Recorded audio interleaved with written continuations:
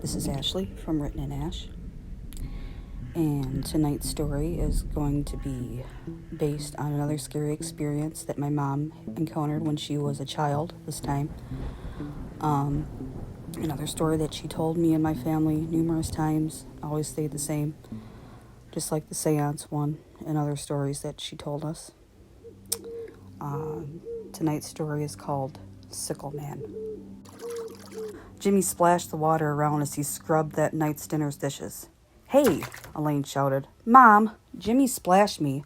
It was an accident," he sneered, then continued to the dishes.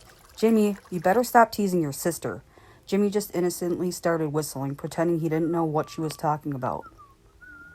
Catherine was in the dining room cleaning the table, then walked into the kitchen. "What's going on in here?" "Nothing, Mommy." Jimmy turned his head and smiled. She shook her head.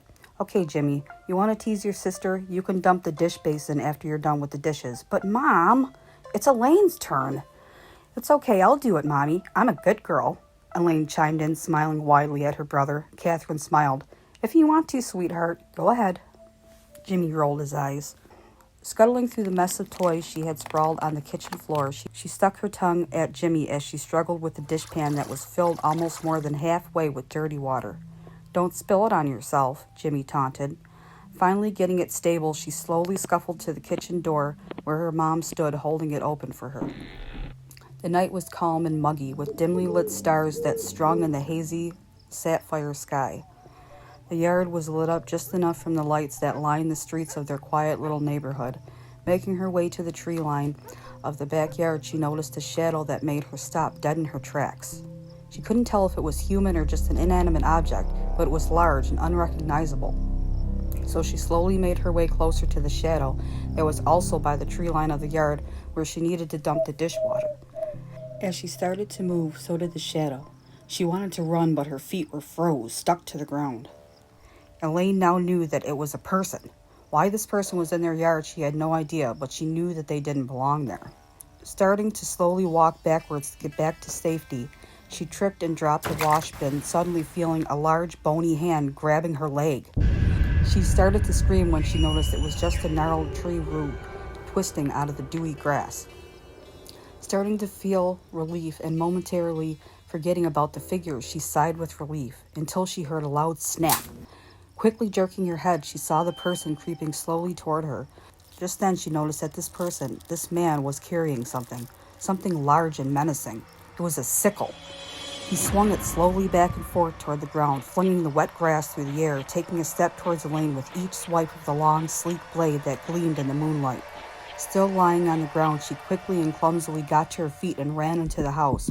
"Mommy, Mommy!" she screamed, tears streaming down her face as she ran to the door. What happened?" Through heaving sobs, she told her mom about the man with the sickle in their yard. Panicked, Catherine called the police. 15 minutes later, they arrived and the man was still in the yard. The policeman yelled at the man to freeze and drop the weapon. Immediately, he took off running through the woods behind their house. The two men were right on his heels, but he seemed to stay strangely out of reach throughout the whole chase. All three men ran and ran for several minutes through the dark, ominous woods. The first man never letting go of the eerily infamous weapon the whole time. Finally, after what seemed like half an hour of running through tangled branches and twisting weeds, the two men saw the man, who was only a few feet ahead of them, jump down into an open area outside of the woods, which was dimly lit by the faint half moon. Seconds later, the two men reached the same open area. They quickly shined their flashlights over the field. It was a cemetery. Lights bouncing off numerous skinny, crooked, and cracked tombstones. They scanned the old, decrepit graveyard, but saw nothing. The cemetery was devoid of any large trees, save for some small, nearly bare shrubs and scattered, decaying floral arrangement remains, and of course the plethora of small or flat gravestones. The field was vacant. Nowhere to hide behind, nowhere any human could run fast enough that there wouldn't be an inkling of him. Confusion led to both men not wanting to admit what they both were thinking. After searching for over an hour, they never found a trace of the man. Tired, baffled, and just wanting the night to be over with, they made their way back to Catherine and her children's home to tell her the unfortunate news. Not wanting to terrify her, they didn't tell her the odd, creepy outcome, just to keep her and her kids inside with the doors locked.